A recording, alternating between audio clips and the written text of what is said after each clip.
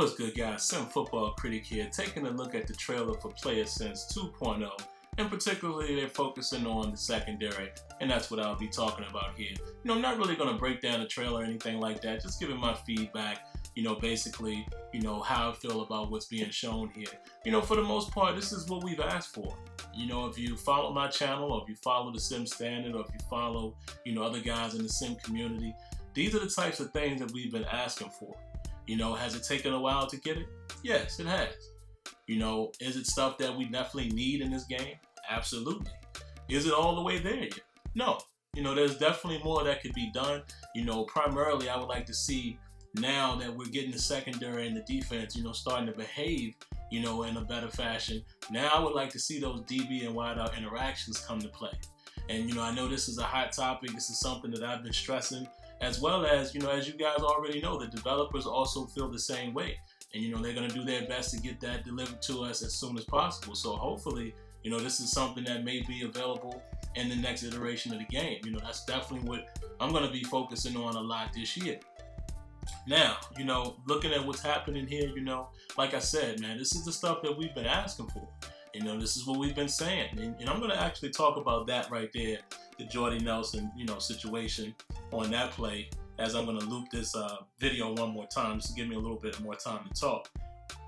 But yeah, man, this is the kind of stuff that I think is going to, allow Madden 25 to kind of turn the corner as far as being a balanced game. You're going to see, definitely offense and defense. It's going to become more strategical. Now, like I said, there's still a lot left to do. There's a lot of things still left on the table.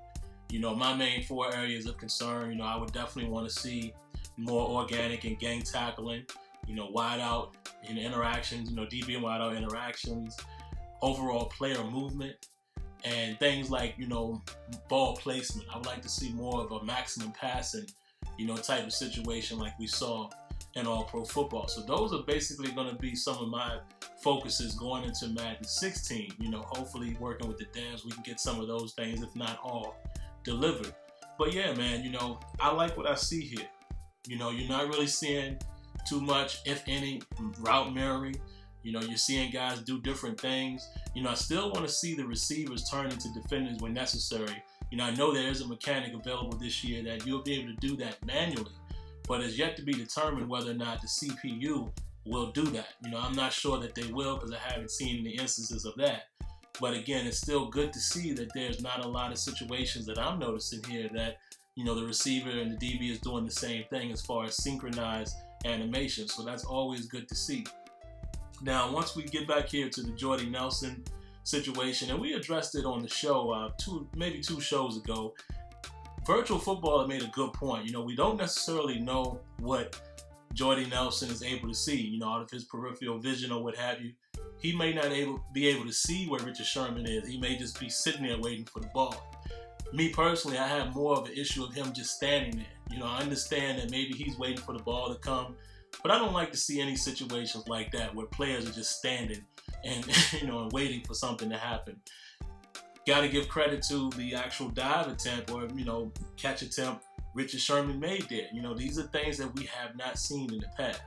So like I said, I'm not going to break this down. Just want to kind of give you my thoughts and feedback. Love what I'm seeing here. That guy did look like he turned kind of quick there, number 27. So this is stuff that I'm going to be investigating more when I have the game, in hand, and I can go into replay and things like that. But overall, this is great to see. Regardless of how long it's taken or how long you guys may think it's taken for the game to get where it needs to be, these are definitely steps that has to be taken if we're ever going to get the game that we want. All right, let me know what you think. Don't forget, guys, every Thursday night, 8 p.m. Eastern, Sim Standard Radio. If you want to give us a call, you can reach us at 914-338-0794.